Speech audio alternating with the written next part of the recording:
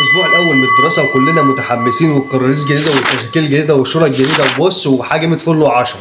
بس فجاه بنلاقي في عطس وكحه ومناخير مسدوده وشغله ما يعلم بها الا ربنا، والسيناريو بتاع كل سنه بنفس القصه بنفس الحبكه. ازاي بقى نحمي اولادنا من القصه اللي بتحصل كل سنه والمناخير مسدوده دور برد نازله معويه؟ ازاي نحميهم من كل الامراض دي؟ ازاي نحمي اولادنا من الامراض اللي بتستناهم من السنه للسنه؟ في البدايه كده انا كريم وده حلقه جديده من غاره طبيه.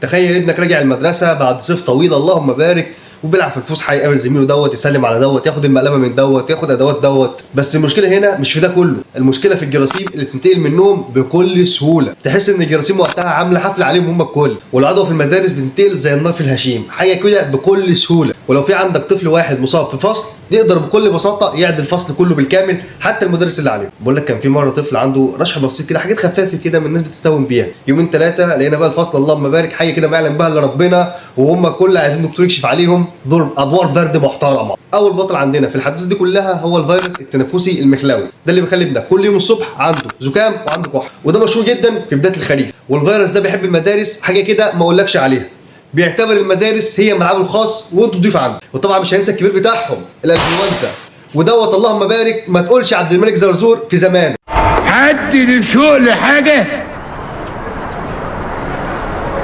ايه؟ بيدخل الفصل بكل ثقه وحاجه كده ما يعلم بها الا ربنا. لازم نخلي بالنا من اولادنا لازم نخلي بالنا من السعال المستمر لو الكح بصفه مستمره، لازم نخلي بالنا من العطس، لازم نعالج الحاجات ديت في بدايتها. وطبعا الحمى لازم نتعامل معاها فورا، ما نستناش الطفل لما توصل درجه حرارته للحمى، اي ارتفاع ولو بسيط لازم نتعامل معاه. الاطفال مناعتهم مش زي الكبار. بقول لك ايه يا غالي، ما تكتب لي كده تحت في التعليقات كم مره ابنك او بنتك اتصابوا بالادوار ديت في بدايه السنه الدراسيه. الغالي اللي هناك اللي مفكر النظافه ديت موضه، ابوس دماغك. النظافه ديت حاجه اساسيه، هي الدرع. النظافه لوحدها تقدر تحمي ابنك او بنتك من الادوار اللي بتيجي لهم في بدايه السنه الدراسيه. طبعا عشان نتجنب الادوار اللي بتحصل ديت لازم غسيل الايدي المستمر للاطفال، لازم نعود الاطفال ايا يكون ايه اعمارهم على غسيل الايدي بصفه مستمره عشان يحميهم من الجراثيم ومن البكتيريا اللي ممكن تنقل لهم الامراض المعديه زي الانفلونزا وغيرها. تاني حاجه عشان نقاوم الامراض ديت التغذيه السليمه. التغذيه السليمه هي اللي هتقوي المناعه وترفعها وتخليها تقاوم الامراض بكل سهوله. ويا ريت نبعد بعيد عن الحلويات والفاست فود بالنسبه للاطفال، لان في بدايتهم مناعتهم بتبقى لسه على القد، فعايزين حاجات تقوي المناعه.